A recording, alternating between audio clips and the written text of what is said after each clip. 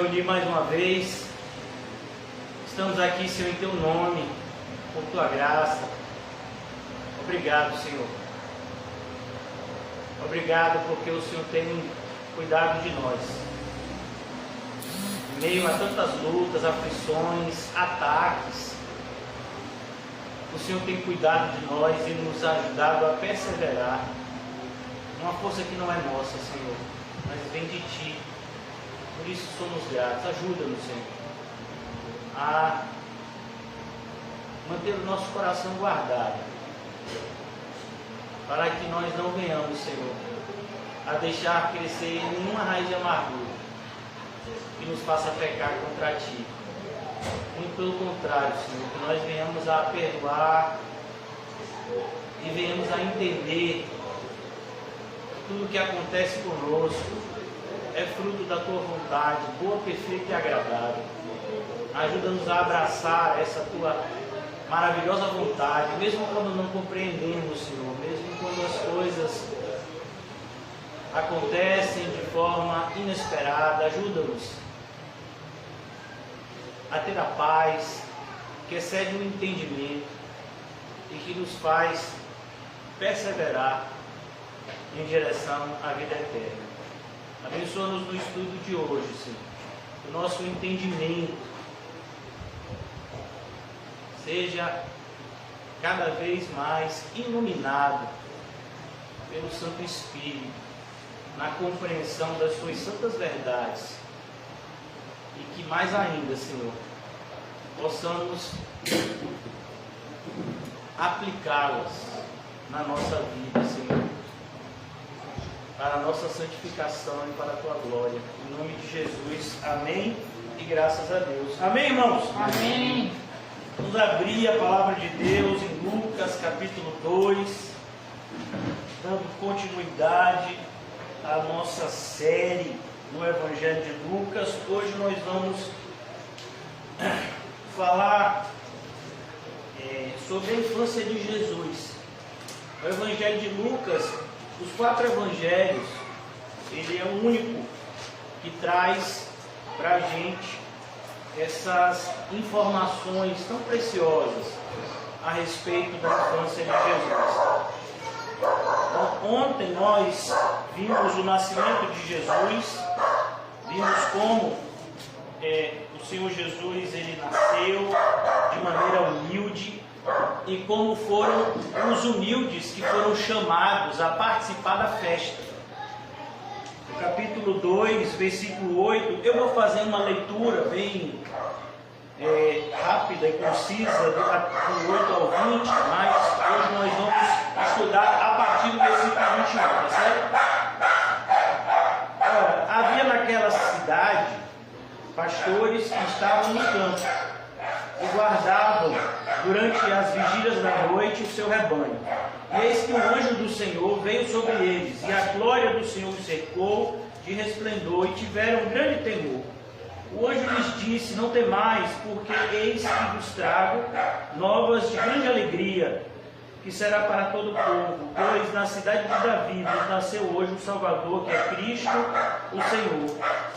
E isto vos será por sinal: achareis um menino envolto em panos e deitado numa manjedoura. E no mesmo instante apareceu com um anjo uma multidão dos exércitos celestiais, louvando a Deus e dizendo: glória a Deus nas alturas, paz na terra, boa vontade para com os homens. E aconteceu que, ausentando-se deles os anjos para o céu, disseram os pastores uns aos outros: vamos, pois, até Belém, e vejamos isso que aconteceu e que o Senhor nos fez saber. E foram apressadamente e acharam Maria e José e o menino deitado na manjedoura. E vendo, divulgaram a palavra que acerca do menino lhes fora dita. E todos os que a ouviram se maravilharam do que os pastores lhe diziam. Mas Maria guardava todas estas coisas, conferindo-as em seu coração. E voltaram os pastores, glorificando e louvando a Deus por tudo o que tinham ouvido e visto, como lhes havia sido dito. Então, aqui nós percebemos como Jesus nasce de maneira totalmente simples e humilde, e são justamente aqueles que são humildes que são convidados pelos anjos a participarem dessa festa que começou no céu. Então aqui nós vamos ver um louvor vindo da parte do céu. No nascimento de Jesus, os primeiros que louvaram foram justamente os anjos. Aqui eu vou repetir de novo, versículo 13. No mesmo instante apareceu um anjo, uma multidão dos exércitos celestiais, louvando a Deus. Então, os anjos louvando acerca desse fato tão impactante e tão inesperado. Deus vindo à terra em uma forma humana. E como se não bastasse isso, ele vem como um bebê, para cumprir todas as etapas da vida humana. Você percebe que quando Deus criou Adão, Adão já foi criado como um homem feito. Mas quando Deus vem ao mundo, ele vem por meio de um nascimento, aonde a mãe fica grávida, ele nasce como um bebê normal e ele vai ter uma infância normal também do ponto de vista humano. Tudo isso para que a gente perceba que aquilo que para muitas pessoas é ordinário, para nós deve ser visto sempre como extraordinário, motivo de gratidão.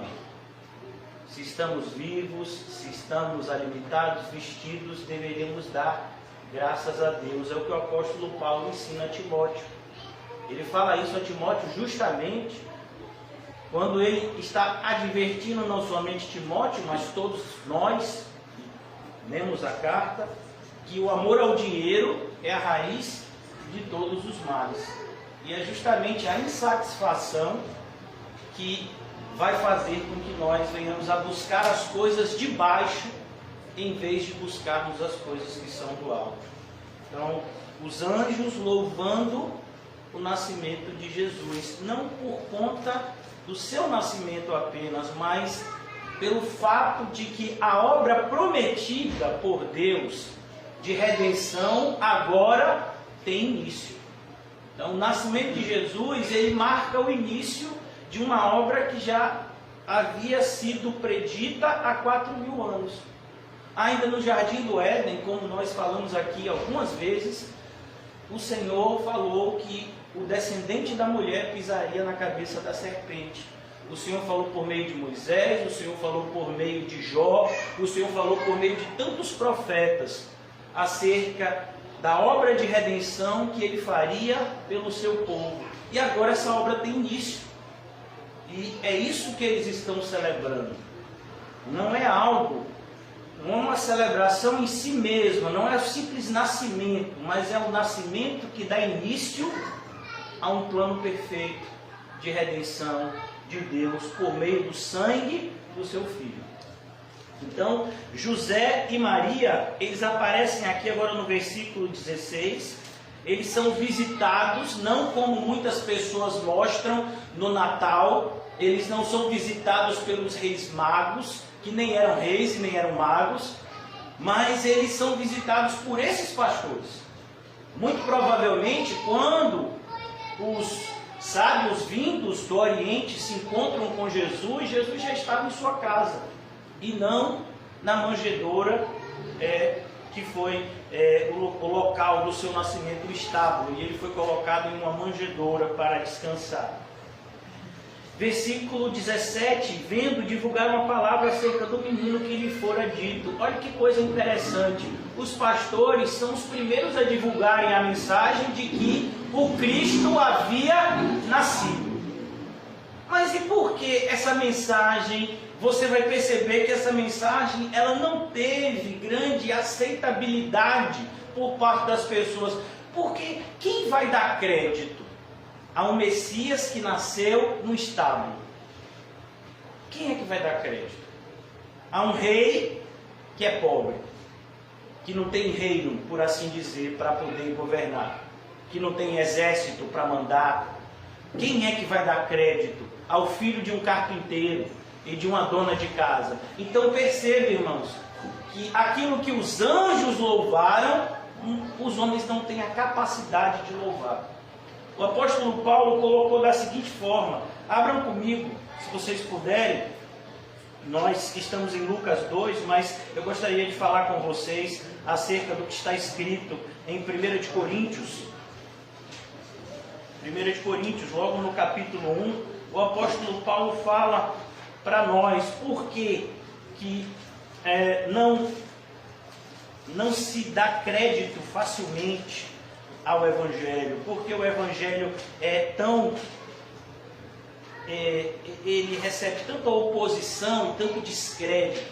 Então, em 1 de Coríntios, olha como o apóstolo Paulo nos ensina, a partir do versículo 17, 1 de Coríntios 1,17, porque Cristo enviou-me não para batizar, mas para evangelizar, não em sabedoria de palavras, para que a cruz de Cristo não se faça vã.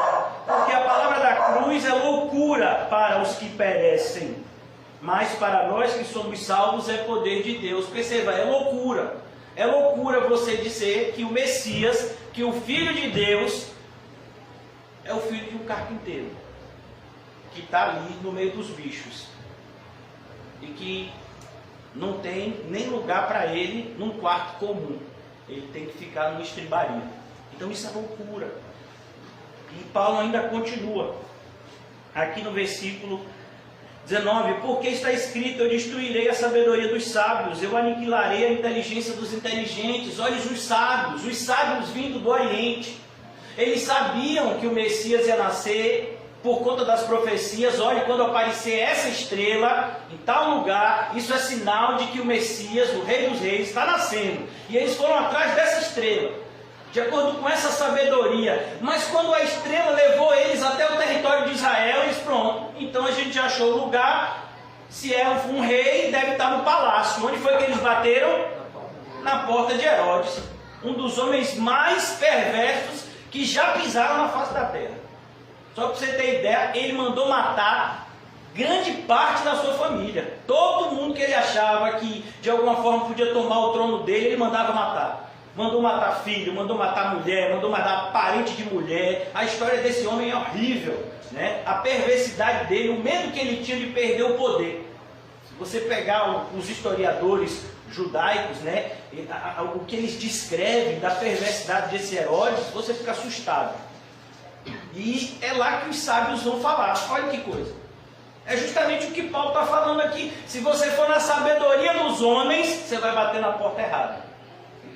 Ainda hoje, se você for procurar igrejas que ainda guardam o verdadeiro evangelho, você vai ter que procurar lugares pequenos, com poucas pessoas, lugares humildes, onde Satanás ainda não conseguiu entrar, como foi na igreja de Laodiceia, que o Satanás entrou pelo dinheiro a ponto de Jesus ficar do lado de fora da igreja, batendo e dizendo, eu estou aqui do lado de fora, vocês não perceberam?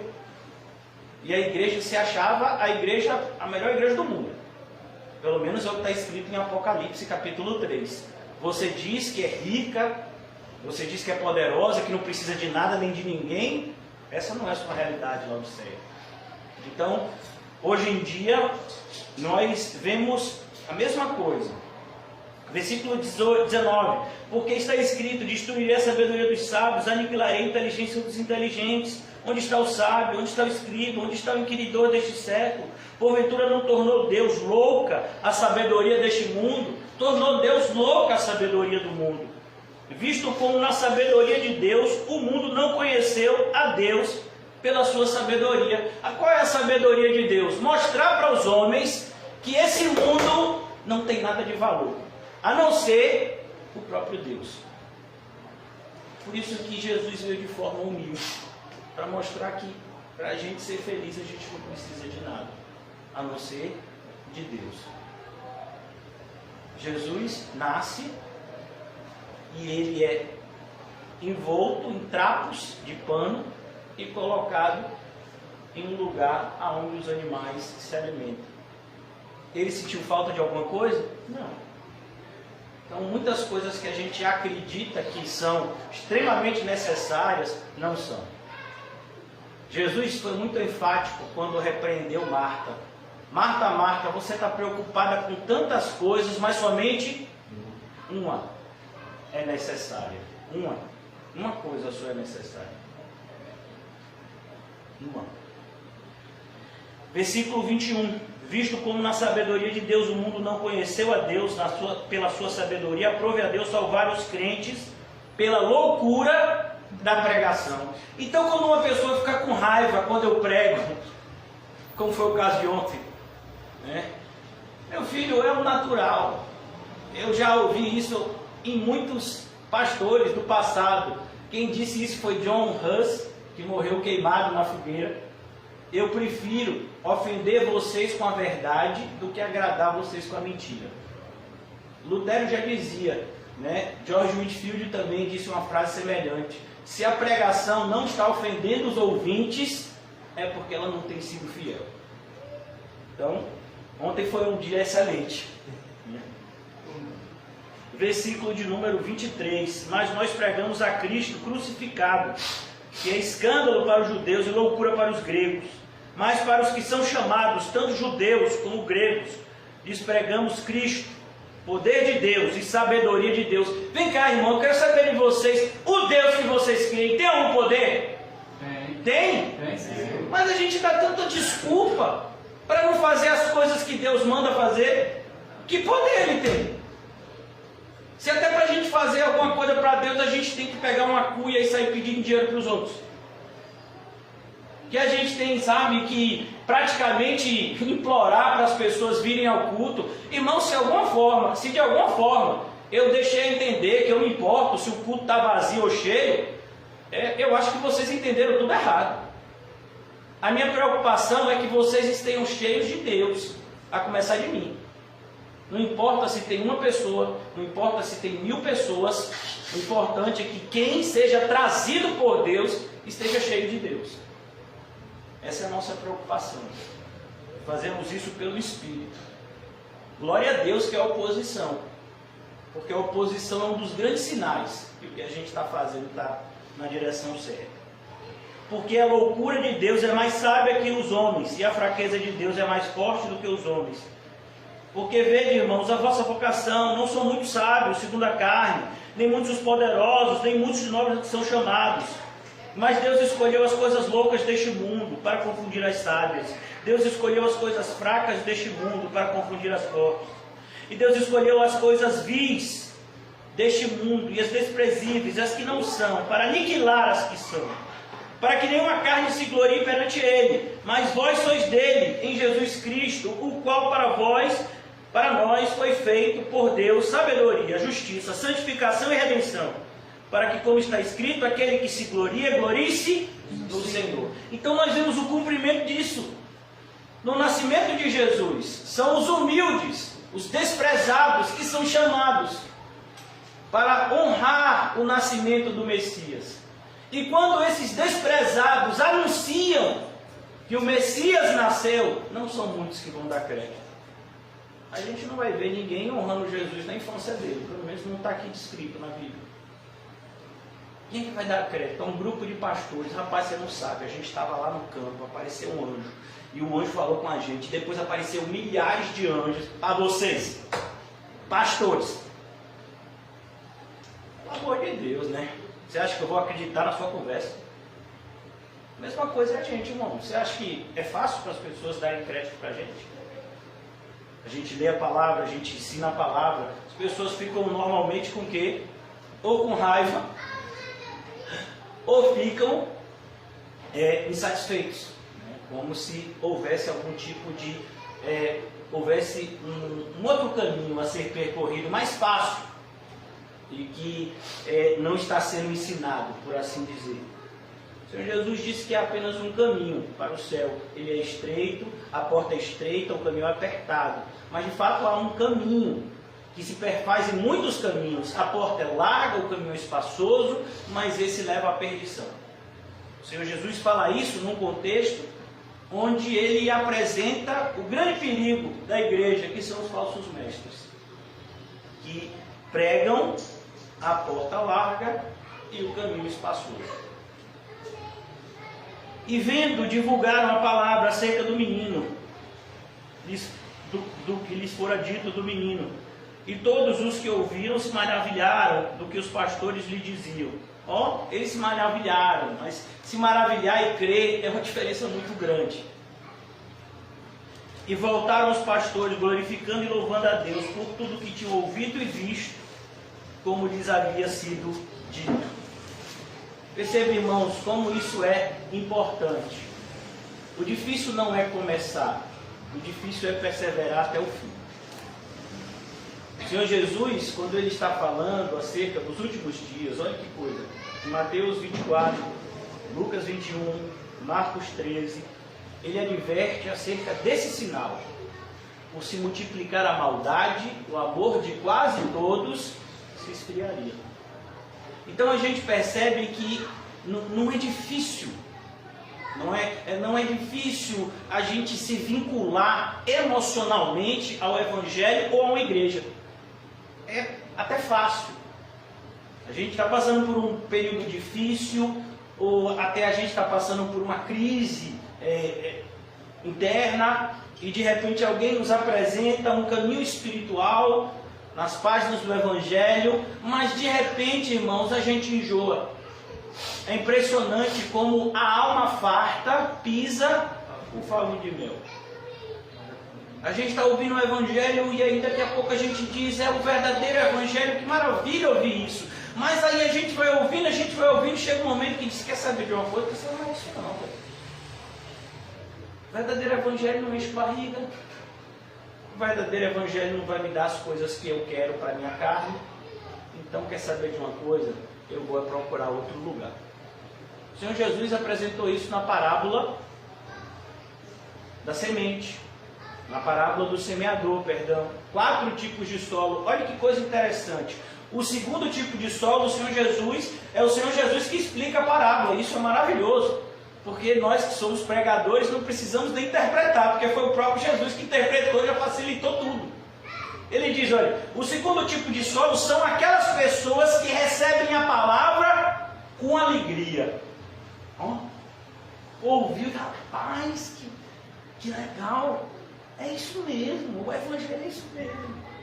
Mas quando vem a primeira provação, por conta da palavra, o que eles fazem? O que fazem? Abandonam o caminho, morrem a fé. A fé falsa, ela sempre vai morrer. A verdadeira não, ela é imortal. O segundo tipo de solo também nasce, mas não dá fruto, porque as preocupações com as coisas do mundo sufocam e deixa aquela árvore ali, o que? Infrutífera. E toda árvore que não der fruto, o que é que vai acontecer? Ela vai ser cortada e lançada fora. Então perceba, irmãos, assim, o Evangelho é isso. Então, meu coração, muitas vezes eu pensei que não ia aguentar tamanhas decepções e frustrações ao longo desses 10 anos. Mas é isso, todas as vezes que eu passo por algum tipo de decepção ou frustração com alguém, eu volto para a parábola do semeador. E dou graças a Deus que a pessoa que está sendo agredida verbalmente sou eu e não o agressor. Graças a Deus. George Whitefield, uma vez, alguém chegou para ele e disse: George, eu fui assaltado. E aí George Whitefield disse: você agradeceu a Deus? Mas como vou agradecer a Deus por ser assaltado? Ele disse: você foi aquele que foi assaltado. Você podia ser o ladrão. Você acha que quem é que está numa posição melhor diante de Deus? O que teve os bens subtraídos ou o ladrão? Quem é que está numa posição? Quem desobedeceu a Deus? O ladrão. Então você prefere ser aquele que bate ou aquele que apanha? Pastor, eu prefiro nenhum dos dois. Não tem como. Se você pregar a palavra de Deus, você vai ser perseguido por amor ao nome dele. Natural isso. Mas, felizmente, essas verdades que talvez a gente conheça, intelectualmente, de maneira tão clara, são tão difíceis, de serem abraçadas no dia a dia. E aqui a gente vai ter mais informações que somente Lucas vai nos trazer, porque o Espírito Santo de Deus achou que elas eram importantes para nós. Isso é maravilhoso. Como os evangelhos se completam, os evangelhos chamados sinóticos, e a palavra sinóticos, eu já expliquei a vocês, significam que devem ser vistos juntos. Então, o evangelho de Marcos, Mateus e Lucas são como uma peça só, que se complementam. Você vai ver que a essência deles é igual. A maioria dos versículos que tem um, tem no outro. Mas existem alguns poucos versículos que são particularidades de Marcos, de Mateus e de Lucas. E isso é maravilhoso, né? Saber como o Senhor se revela dessa forma. Então no versículo 21 a gente vai ver como Jesus foi circuncidado. A ideia aqui, muitas pessoas discutem acerca por que Jesus foi circuncidado, porque a circuncisão, irmãos, ela também fala de pecado. A circuncisão foi uma aliança que o Senhor fez com Abraão, antes mesmo de Moisés existir. Abraão veio muito tempo antes de Moisés. E Deus fez essa aliança com Abraão justamente para mostrar que aquele que anda com ele tem que viver uma vida separada. Tem que cortar uma parte de si. Por isso que Paulo vai dizer, a circuncisão que Deus sempre pediu é a circuncisão do coração. Então, a ideia de circuncidar é a ideia de santificar, é a ideia de se separar para Deus. Era por isso que todo primogênito homem, ele precisava ser, todo filho homem, perdão, ele precisava ser circuncidado ao 8º dia, mostrando que ele fazia parte de um povo separado. Mas Jesus, ele não tinha pecado, então não havia, do ponto de vista, né, da formalidade, necessidade disso.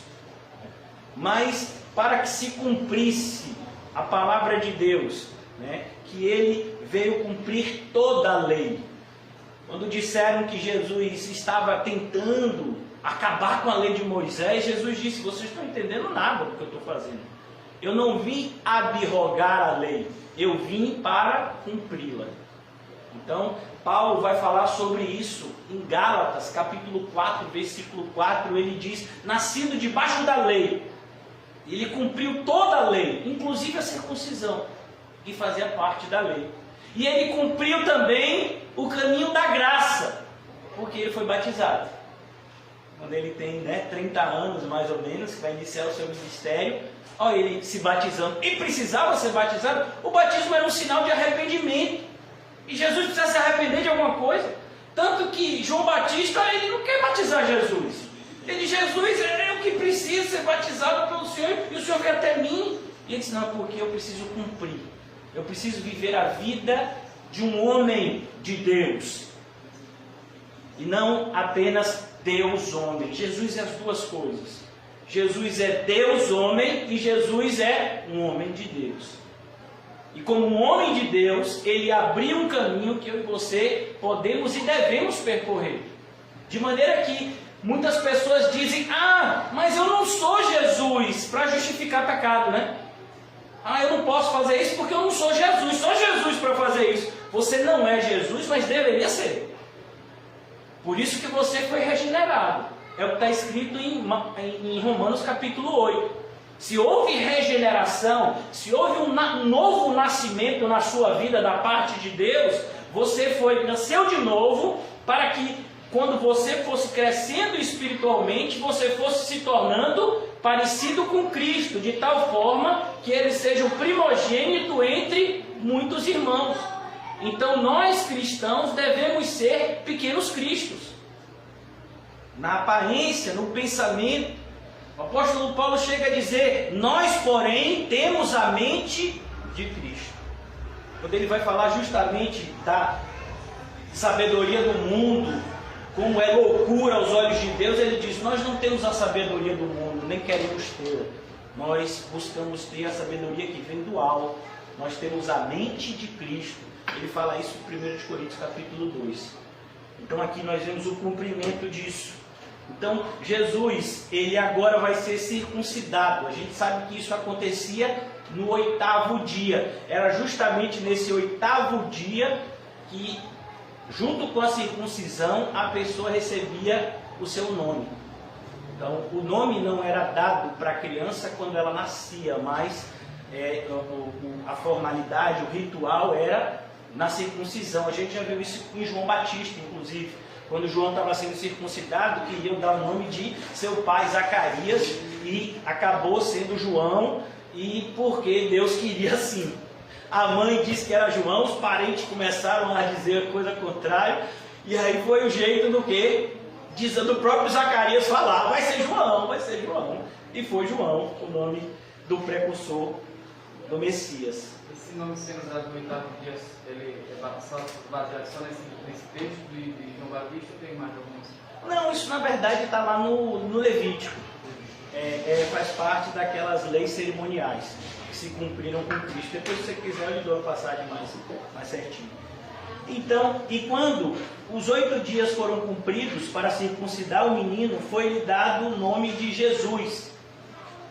Perceba, foi-lhe dado o nome de Jesus. O anjo já havia anunciado isso, que o nome da criança deveria ser Jesus.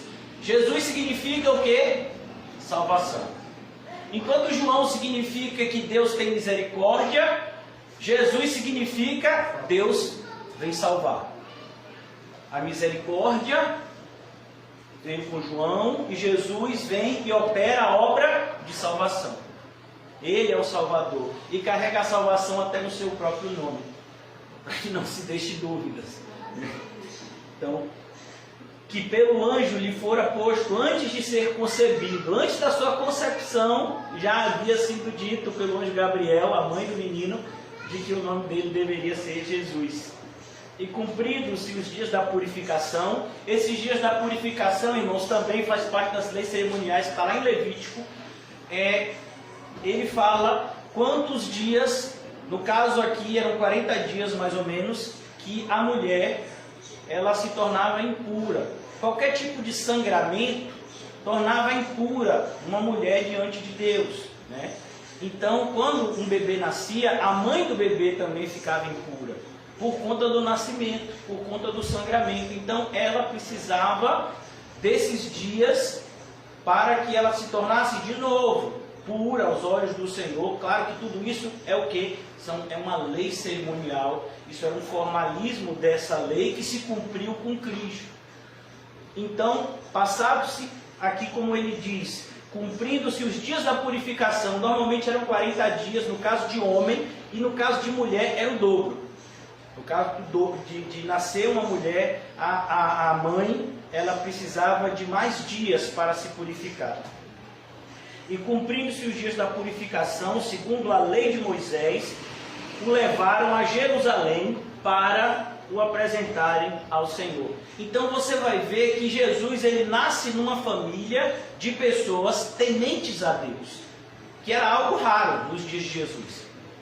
A maioria das pessoas não dava muita credibilidade à lei de Deus, né? A semelhança de hoje, se você for ver os judeus, pouquíssimos judeus levam o judaísmo a sério. A maioria dos judeus só querem saber de quê? De dinheiro. Assim como a maioria dos crentes. Os crentes também não são diferentes, não. Foi feita uma pesquisa, isso tem mais ou menos uns 20 anos. Imagine, há 20 anos atrás, o cenário hoje já é bem pior. Mas há 20 anos atrás foi feita uma pesquisa no país mais evangélico do mundo, do ponto de vista proporcional, que é os Estados Unidos, por mais incrível que pareça. Os Estados Unidos ele tem mais de 50% da sua população que se declara evangélico. Porque vocês sabem que os Estados Unidos eles foram colonizados por evangélicos fugindo da perseguição religiosa na Inglaterra. Então, nos Estados Unidos foi feita uma pesquisa por uma ONG cristã. Se a Bíblia fosse levada a sério, 90% dos evangélicos iriam para o inferno. Você já imaginou isso, irmão? Isso há 20 anos atrás. E você vai perceber que essa pesquisa ela só pode apontar para fatos externos. Imagine dentro daqueles 10% aqueles que estão pecando no interior. Então, se você for ver, o contingente ainda é o quê? Menor. Por exemplo, você vai ver, o José até colocou um versículo esses dias, eu não sei se foi no WhatsApp ou se foi no Facebook, que fala justamente daqueles que não entrarão no reino dos céus, e vai falar homossexuais, nem ativos nem passivos. Olha que coisa! A Bíblia chega a esse detalhe. Nem os homossexuais, nem ativos nem passivos entrarão no reino de Deus. Mas hoje em dia você tem pastores homossexuais, pastores, pastoras homossexuais, igrejas que são formados debaixo desse fundamento de que o homossexualismo é algo aceitável aos olhos de Deus. Eu estou pegando isso, irmão, só como exemplo, porque existem coisas tão pecaminosas quanto. Não me entenda errado, como se o homossexualismo fosse o pior dos pecados. Não, ele é um pecado como qualquer outro, como roubar, como mentir. Como você vai ver, por exemplo, igrejas que são formadas com o intuito de fazer com que as pessoas sejam ricas, como se o desejo de Deus é que você tivesse muito dinheiro. E aí você diz, mas não está escrito na Bíblia que o amor ao dinheiro é a raiz de todos os males? Está escrito ou não está? Desse jeito. Então como é que pode alguém dizer algo contrário a isso e ainda se dizer crente? Como é que pode? Me diga aí. Pode, nos dias de hoje pode tudo. Hein? Então a pessoa, onde é que você vai ver na Bíblia mulheres podendo liderar o ministério? Não pode. Mas hoje em dia se torna uma coisa tão comum que em toda esquina tem uma igreja onde a pastora presidente é que lidera o ministério. E tem um monte de pessoas do sexo masculino que estão sendo comandadas por ela. Que coisa. Na Bíblia tem isso? Não, não tem, não pode. Mas hoje pode. Não, hoje não pode. Continua sem poder. E essas pessoas vão ter que dar conta dessas ações ou omissões naquele grande dia diante de Deus. E aí? Mas Senhor, eu fiz milagres. Mas Senhor, eu profetizei em teu nome. Mas Senhor, eu expulsei demônios. Você o quê? Eu não mandei você fazer isso. Eu mandei o quê? Arrependa-se. Arrependa-se e creia. No entanto, você nunca se arrependeu. Você vivia na iniquidade. Apartai-vos de mim. Não é o que está escrito em Mateus capítulo 7? Então a gente percebe, irmãos, que as pessoas hoje em dia elas têm brincado com a Bíblia. E na nossa congregação a gente não aceita isso. Isso é uma coisa que a gente leva a sério. Na nossa humilde congregação é a palavra de Deus. Independente dos ataques que o pastor recebe constantemente, a gente vai continuar levando a sério a palavra de Deus. Quem se sentir ofendido, irmãos, eu não vou pedir perdão. Porque pedir perdão por falar a verdade significa ofender a Deus. Então, a pessoa que está ofendida com a verdade, ela que devia pedir perdão a Deus. Oh Deus, me perdoe, porque eu estou tão errado que até o Senhor me falando claramente que eu estou errado, eu ainda fico ofendido. Olha, o pior exemplo da Bíblia, irmãos, em relação a isso é assustador. É Caim. Quando o Senhor repreende Caim, o que acontece? Caim fica feliz? Não, o semblante de Caim fica furioso. E aí é que meu coração, irmãos, ele se acalma, porque se Caim pôde falar daquele jeito com Deus, quem sou eu? Vão falar comigo muito pior. Imagine Caim virou para Deus e disse, quem sou eu para tomar conta de Abel? Imagine uma pessoa falar assim com Deus. E Caim falou. Para a gente ver como é perigoso. Olha, o pecado começa pequenininho, irmãos, mas ele cresce. Ele cresce. Eu estava ouvindo um sermão de Spurgeon esses dias a respeito disso. De como uma pessoa que morava na África, ele começou a criar um leão desde bebezinho. E aquele leão, ele era criado como se fosse um gato da casa. E desde bebezinho, e ele sempre foi educado. Até que um dia ele estava lambendo a mão do seu dono. Só que o seu dono tinha se arranhado. E ele sentiu o gosto de sangue. Quando ele sentiu o gosto de sangue, ele atacou o seu dono. E esse leão teve que ir morar na selva. Porque ele não, depois que ele experimentou o gosto de sangue, ele não poderia mais viver domesticado. Ele se tornou agora um animal sanguinário. Ele não queria apenas carne, ele queria sentir o gosto do sangue. Porque esse é o instinto desse tipo de animal. Então a mesma coisa são pessoas que se dizem cristãs. E elas crescem até que elas sentem o gosto do pecado. E aí ela diz: meu irmão, esse negócio de Jesus é muito bonitinho, mas a minha essência pede pecado. Eu posso até ir para o inferno, mas eu quero é pecado. É a maioria dos evangélicos hoje em dia. A maioria dos evangélicos abraçou essa tese.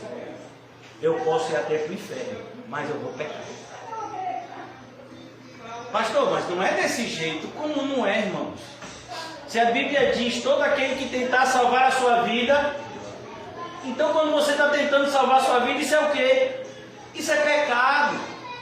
Quando você ama qualquer pessoa ou coisa acima de Deus, o que é isso? Isso é pecado. Então pessoas têm abraçado esse tipo de pecado e têm dito: se eu tiver que abandonar esse pecado para ser crente, eu prefiro ir para o inferno. É essa escolha que a maioria dos evangélicos já fizeram. Eles já fizeram essas escolhas. Eles continuam congregando muitas vezes, eles continuam orando, eles continuam cantando, né, louvores, mas a escolha deles já foi feita. Eles preferem o pecado à santidade. Já foi feita essa escolha. Então a gente tem que tomar cuidado para a gente não fazer parte desse grupo. Sem santificação, ninguém verá o Senhor. Então não se iluda. Não se iluda. Achando que você pode viver uma vida de carnalidade, uma vida mundana, e ainda assim ir para o céu. Não se engane. Meu papel é pregar essa verdade. Quando os 8 dias foram cumpridos para circuncidar o menino, foi-lhe dado o nome de Jesus, que pelo anjo lhe fora posto antes de ser concebido. Cumprindo-se os dias da purificação, segundo a lei de Moisés, o levaram a Jerusalém. Eu acho tão bonito, irmãos, porque se é uma coisa que a Bíblia nos ensina, de Gênesis a Apocalipse, é que tudo que Deus faz é com ordem e decência. Com ordem e decência. De Gênesis a Apocalipse. Quando Deus criou o mundo, Ele não podia criar o mundo todo de uma vez só. Mundo, seja criado. Mas Ele faz isso? Não, Ele vai criando cada coisa no seu tempo. De maneira que elas vão o quê? Se completando. Até que a obra fica completa e Ele descansa no 7º dia. Quando você vê no Apocalipse, José chegou a pregar uma parte do livro para a gente. Jesus podia derramar a sua ira de uma vez só, mas Ele faz isso? Não. Primeiro vem a trombeta, depois vem a segunda trombeta, depois vem a terceira. Antes Ele manda os cavaleiros. Tudo Ele vai fazendo com ordem e decência. Mas se é uma coisa que o homem natural não gosta, é isso. É por isso que naturalmente o homem é desordeiro e indecente.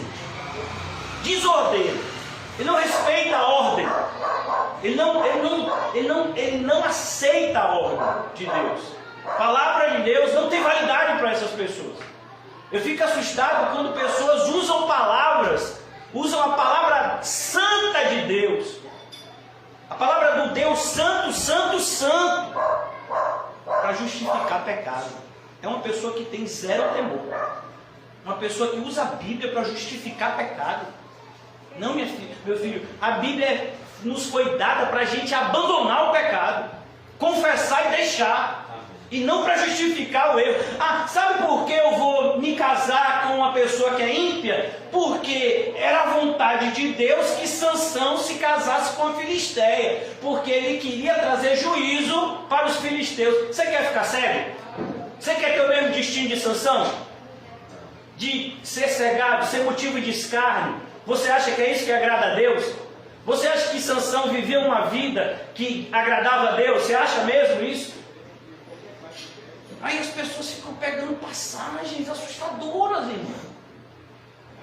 Passagens falando acerca de amor. Quando a pessoa que fala isso nem sabe o que é amor.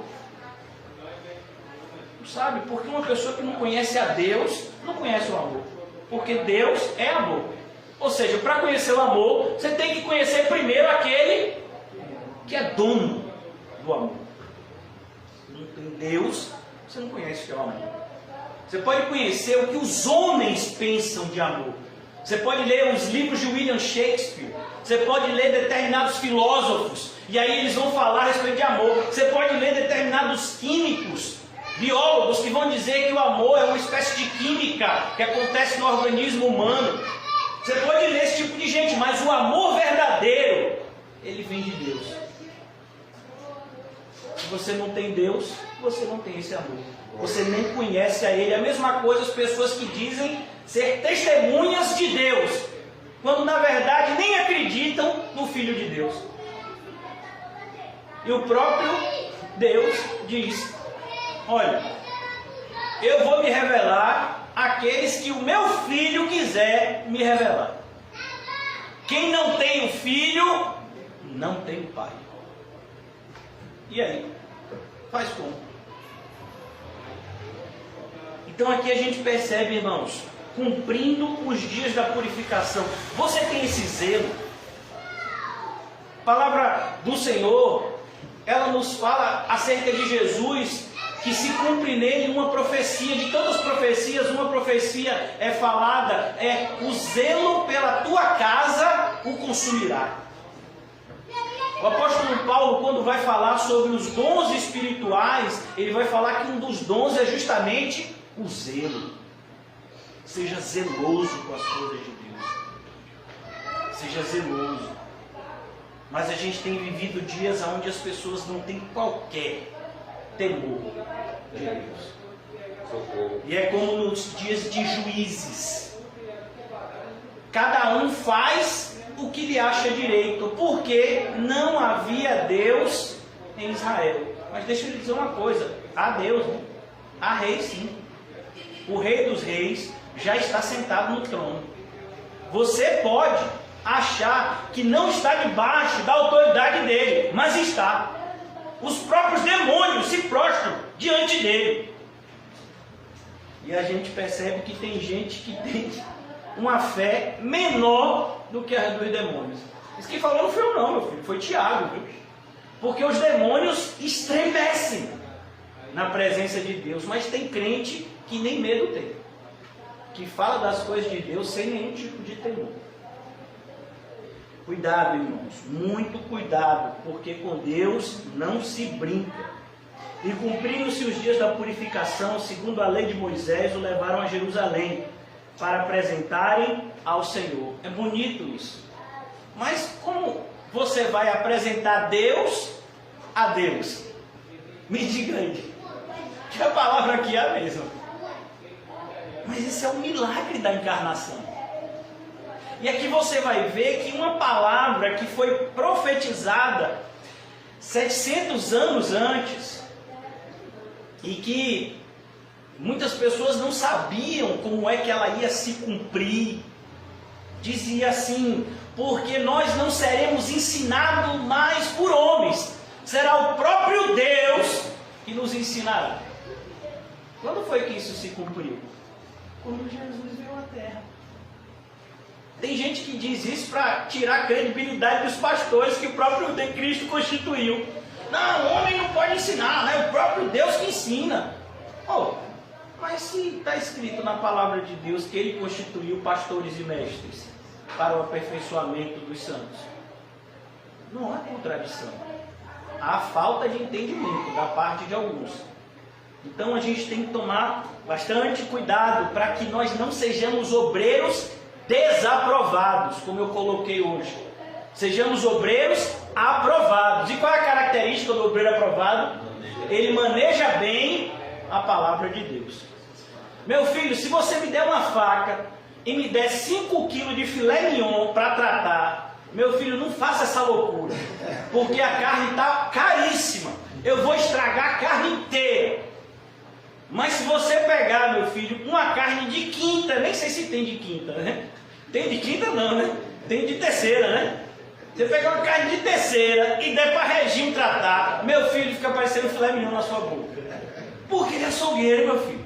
Eu sempre, desde pequenininho, quando eu ia... Na época, eu acho que carne não era tão cara, que minha avó me levava para comprar carne quando eu passava férias em Recife. E aí eu vi aquela faca grandona, eu era pequeno na época, e tem uma espécie de um cilindro que ele amola. Eu digo, rapaz, como é que esse homem se encontra, mamãe? Né? E aí, quer quantos quilos? Hoje em dia a gente quer 100 gramas. Hoje em dia é assim, né? Mas na época de meu avô e minha avó, na casa deles, era uma casa enorme assim, e tinham tios que moravam lá ainda, morava quase 20 pessoas, e muitas vezes nas férias os primos iam, era uma casa enorme, de esquina, e às vezes tinha que fazer almoço para 20, 25 pessoas. Aí minha avó ia lá e dizia, eu quero 3 quilos de carne, e ia lá, cortava lá, né? De bife, é bife que quer? Se o camarada me mandar tirar um bife, meu filho, coitado, vai sair uma obra. Eu nem sei como é que, nem sei, depois você me ensina, meu filho, como é que corta bife, como é que segura para cortar e sair igual um bife, né? Eu sei como é que corta a carne, meu filho. Queria saber, né? Mas não sei, vou aprender um dia, se Deus quiser. Agora abrir uma lata de latum, meu filho, é difícil você abrir na rapidez que eu abro, né? A lata de latum, ela já está tão treinada que se eu olhar, ela já se abre sozinha. Ela já fica até com medo. Que são 10 anos para comer latum, meu filho. A lata já fica até com medo. Eu me rendo. Aí ela abre. E pula só, e é na mesma tigela que eu boto, né? Aí já está treinada, ela vai sozinha. E cumprindo-se os dias da purificação, segundo a lei de Moisés, o levaram a Jerusalém para apresentarem ao Senhor. Olha que coisa bonita, irmãos. O que é isso aqui? É zelo com as coisas de Deus. Você vai perceber que do ponto de vista da necessidade, não havia necessidade disso. Jesus era Deus, Jesus é Deus. Todas essas coisas eram feitas porque todo descendente de Adão nasce o quê? Pecador. Então a circuncisão é um ritual, a apresentação ao Senhor é outro ritual, e existia uma série de outros rituais cerimoniais que eram feitos. E a gente percebe que Jesus cumpriu todos eles, mesmo sem ter necessidade. Para mostrar para a gente que tudo aquilo que Deus fala é bom, perfeito e agradável. Às vezes a gente olha para algo que está na Bíblia e diz, mas isso não tem necessidade na nossa época. Pô, meu filho, se está escrito, faça. Não tire a credibilidade da palavra de Deus, porque nós estamos no ano de 2021. Porque deixa eu lhe dizer uma coisa, a palavra de Deus, ela é eterna. Ela é a única coisa que está aqui nesse mundo e que vai existir para sempre. É a palavra de Deus. Então, devemos tomar muito cuidado nesse relacionamento com ela. Nós temos sido atacados por uma espécie de teologia, né, que quer trazer algum tipo de modernidade. Há algum tempo atrás, o pastor chegou a falar isso, dizer que a Bíblia precisava ser modernizada, atualizada, como se a Bíblia tivesse desatualizada. Como assim? Como você pode atualizar algo que é eterno? Me diga. Algo que é eterno, ele perde a validade? Não. Então a gente tem que tomar cuidado, irmãos, com as coisas que a gente tem ouvido hoje dentro da igreja, não é nem fora. Dentro da igreja a gente tem ouvido verdadeiras abominações, vindo de lábios de pessoas que aparentemente, né, deveriam ter um conhecimento da Bíblia profundo, porque eles têm vários diplomas que cercam a eles, mas eles falam coisas assustadoras do ponto de vista bíblico. versículo 23. Segundo o que está escrito na lei do Senhor, todo macho primogênito será consagrado ao Senhor. Todo macho, é isso mesmo. Porque não era somente o filho, o homem, era animal também. Todo animal, todo macho que nascesse. Vou imaginar que você está lá, você tem um boi e a vaca dá o primeiro bezerro. O primeiro bezerro de quem é? É do Senhor. Você sabia que o dízimo não é os 10%? Você sabia disso? Oh, graças a Deus! Eu pensei que era 10%, então quer dizer que eu posso dar qualquer coisa e chamar de dízimo? Não! O dízimo são os primeiros 10%. Imagine. É como o Reginho falou que foi com o Calmon, né, na orla, que os pescadores estavam chegando, né, com a rede cheia de peixe. Então eles separariam ali os melhores peixes. E ali seria o dízimo deles para o Senhor. Naquela época o dízimo era dado assim, de coisas do dia a dia. Uma vez que as pessoas não lidavam com dinheiro diretamente, então eles davam o dízimo de peixe, o dízimo do boi, o dízimo da colheita, né, 10% de grãos, e muitas vezes transformavam isso também em dinheiro, não tinha problema. Mas eram os primeiros. A ideia é demonstrar, não é demonstrar interesse, não é que Deus precisa do seu dinheiro, a ideia é demonstrar honra. É por isso que você vai ver esse princípio sendo ensinado em Provérbios. José aqui, que é um grande leitor de Provérbios, juntamente com o irmão Adams, que sabe Provérbios decorado, tem um Provérbios que diz: honra ao Senhor com as tuas primícias, não é? Provérbios 3, 10. E ele encherá de moços do celeiros. Ó, pra isso. Camarada que é comerciante tem que saber desse provérbio. Tem que saber. Cuidado, meu amigo. Camarada que o comerciante, o agricultor, ele tem que ficar ligado aí, meu filho. Se render, a chuva para. Seu baixo gosta do finalzinho, né? Então, segundo o que está escrito na lei do Senhor. Irmãos, a lei do Senhor ainda está valendo? Amém.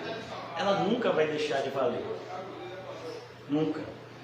Todo macho primogênito será consagrado ao Senhor. A palavra consagrar significa entregar a Deus, separar para Deus. Essa é a ideia de algo consagrado. É por isso que você pode falar: pastor, eu sinto que eu preciso me consagrar mais. Se você é crente, esse é um sentimento que você vai ter todos os dias aqui na terra.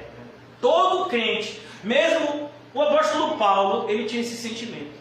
Porque aqui na terra, irmãos, a gente sente essa luta da carne contra o espírito. Então a gente sempre vai ter essa necessidade. É como, por exemplo, se agora, vamos imaginar que você abre aquela geladeira e tem ali 1 litro de água gelada, e você bebe tanta água, meu filho, chega o seu bucho enche, você chega a passar mal. Quando for daqui a algum tempo, você vai ter o que de novo? Sede. Mas rapaz, você bebeu os 2 litros de água, já está com sede de novo? Porque o nosso corpo é assim. A gente precisa de água o tempo todo. O nosso corpo, ele é basicamente feito de água. Aí diz: rapaz, você, rapaz, bebeu uma garrafa de água de manhã, agora quer beber outra de noite. Assim eu não aguento. Rodolfinho toda hora diz: pastor, pegou uma garrafa de água.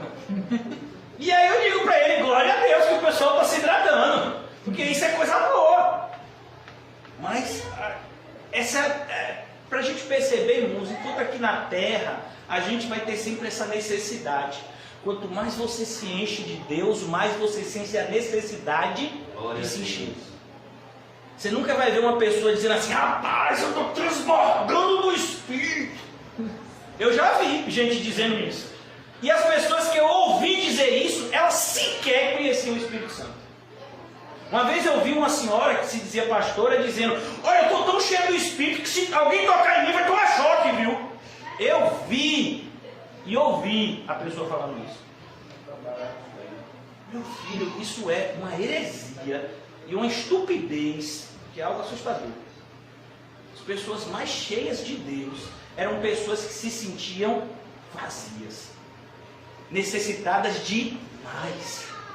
Senhor, eu quero mais.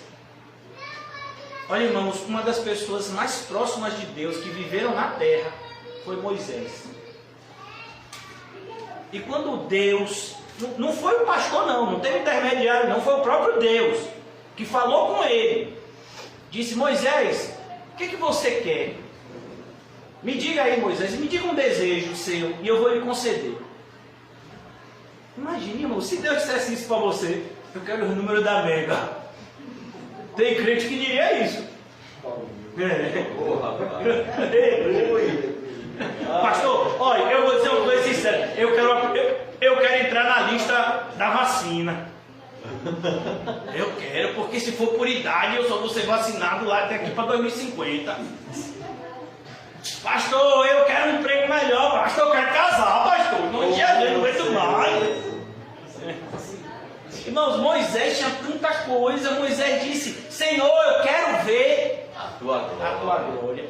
A gente não está falando de uma pessoa comum, irmãos. A gente está falando de uma pessoa comum, sim, mas que ele tinha uma proximidade tão grande de Deus que a pele dele brilhava quando ele descia do monte. Você sabe o que é isso? A única vez que isso aconteceu na história da igreja foi com Estevão.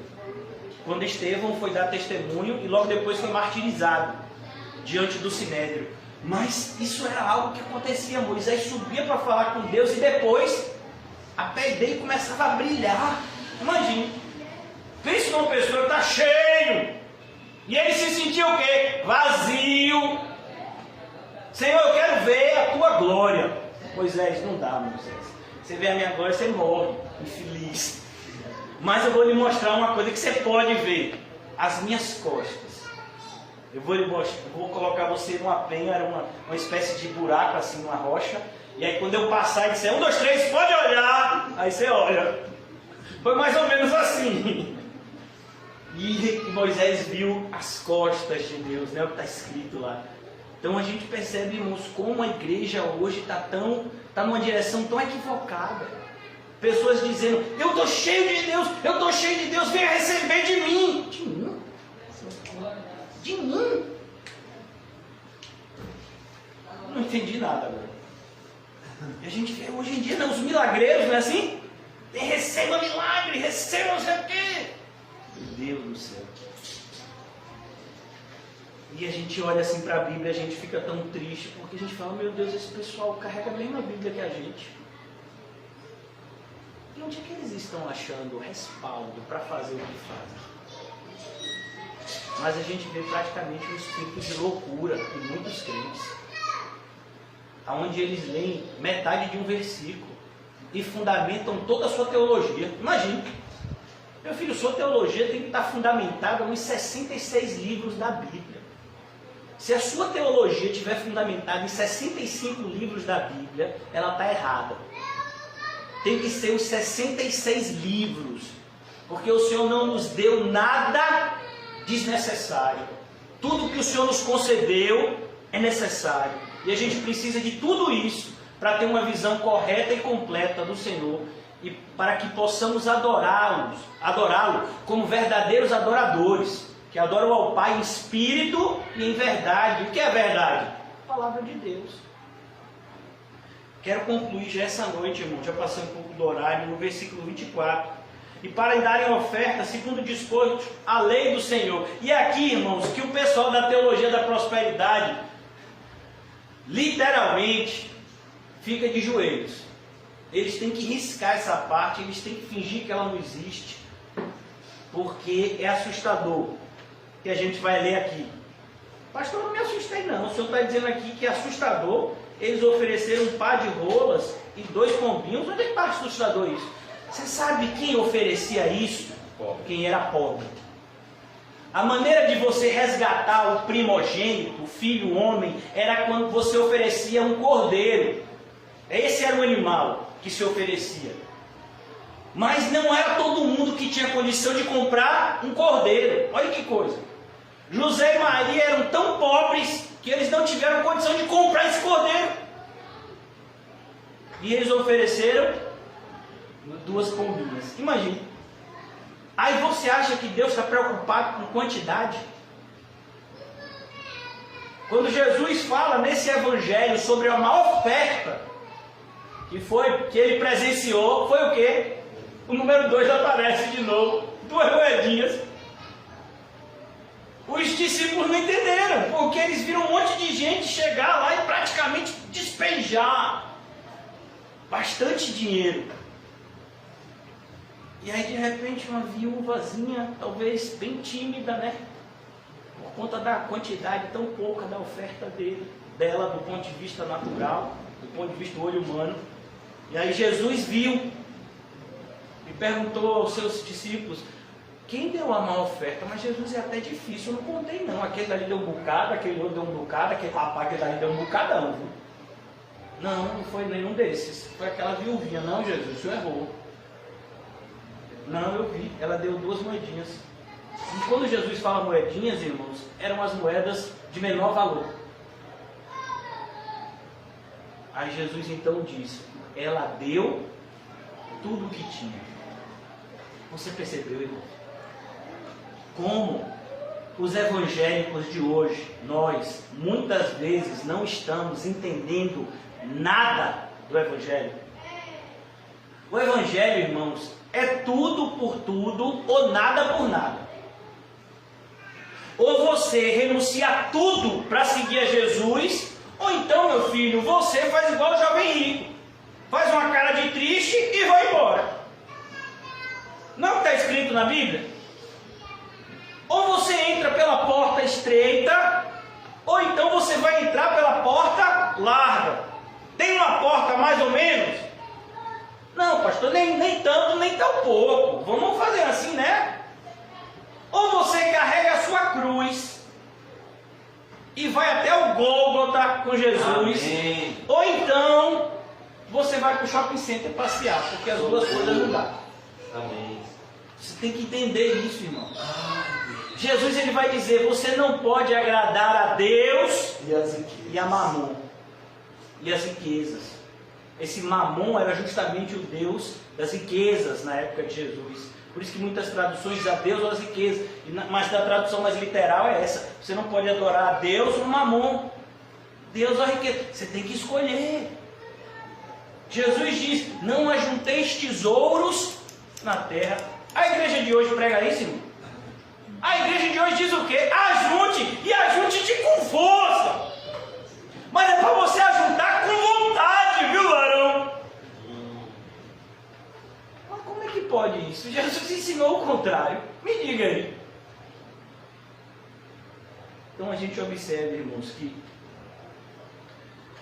quando Jesus fala com os discípulos de João, para eles aquilo foi um escândalo. Para nós, muitas vezes passa despercebido, porque nós não temos estudado a Bíblia com o amor que ela merece ser estudada. E os discípulos de João, eles vão até Jesus dizendo, né? João pediu que a gente viesse aqui porque quer saber se o Senhor é o Cristo ou se a gente tem que esperar outro. Porque o próprio João ficou confuso. Ele esperava que Jesus já ia chegar trazendo juízo, quando na verdade Jesus veio primeiro cumprir a obra de redenção, para que depois ele venha buscar os frutos. E quem não tiver dado fruto, aí sim vai ser cortado e lançado fora. João não estava entendendo isso, ele pergunta: temos que esperar outro? Jesus então avisa João. E aí ele fala todas as coisas que estão escritas lá em Isaías, e ele acrescenta e diz: o evangelho é pregado aos pobres, aos humildes, aqueles que não têm dinheiro para comprar o livro de Isaías, como comprou o eunuco. Por que você acha que o eunuco comprou aquele livro? Porque ele tinha dinheiro, irmãos. Porque as pessoas daquela época sequer sabiam ler, que dirá comprar um livro que naquela época era caríssimo. Então, como é que ele ia fazer isso? Aí Jesus vai e ensina onde? No mar da Galileia, onde os pescadores estavam pescando, ele ensina lá.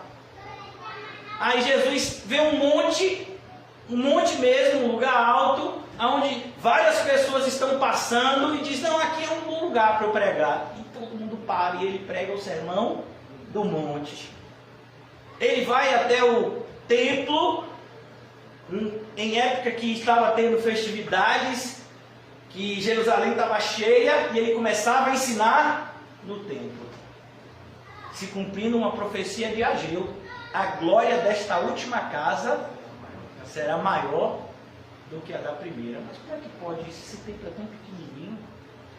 O templo de Salomão era um templo assim tão magnífico. Mesmo o templo do rei Herodes, porque na época do rei Herodes ele fez uma obra muito suntuosa no templo, né? Ele pegou aquele templo que era pequeno, da época de Ageu, e ampliou, ficou bem grande. O templo chegava, olha, segundo os historiadores, o templo da época de Jesus ocupava um espaço de 25% da área total de Jerusalém. Já imaginou isso? Que coisa! É como se Jerusalém fosse isso daqui, esse um quadrado, e uma parte desse quadrado era só o templo. Já imaginou? Como era grande! Mas não era sobre isso que Deus estava falando. Deus estava falando sobre Jesus entrando naquele templo. E essa profecia se cumpriu.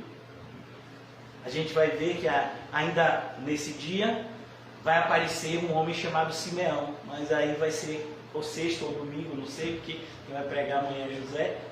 Então a gente vai ver ainda nesse capítulo 2 de Lucas, se Deus permitir, Simeão dizendo: agora pode despedir em paz o teu servo, porque essa palavra se cumpriu. Os meus olhos viram a salvação de Deus. É assim, irmãos, que um regenerado se sente. O que Simeão disse no capítulo 2 de Lucas foi a mesma coisa que o apóstolo Paulo disse: o viver é Cristo e o morrer é o quê? É o quê para quem tem Cristo? Lucro. Simeão disse a mesma coisa. Agora que eu já tenho Cristo, o morrer é lucro. A gente que é cristão vê assim? Vê mesmo, irmão? Pastor, eu estou orando. Então vamos orar para o Senhor fazer essa obra no nosso coração. Ó Deus, obrigado por esse dia maravilhoso, Senhor. Obrigado, Senhor, porque diante de tanta oposição, nós encontramos motivação na Tua palavra para continuarmos a pregar a Tua verdade bendita. Ajuda-nos, Senhor, que mesmo que se multiplique e se multiplicará a maldade, que o nosso amor não se esfrie jamais. Se nós temos nos esfriado, a começar de mim, ó Senhor, não nos deixa esfriar por completo, mas aquece os nossos corações.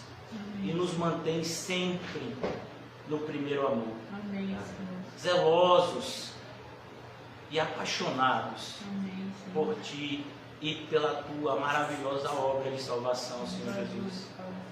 Que jamais possamos olhar, Senhor, para a Tua obra e a Tua palavra bendita e vê-la como algo normal, mas que seja sempre excepcional, Senhor. Cada culto, cada oração, ó Deus, cada meditação na Tua palavra, em público ou individual, cada oração pública ou individual, que nós possamos enxergar como milagres no nosso dia a dia. Não nos deixa, Senhor, jamais perder a beleza da Tua santidade, Senhor.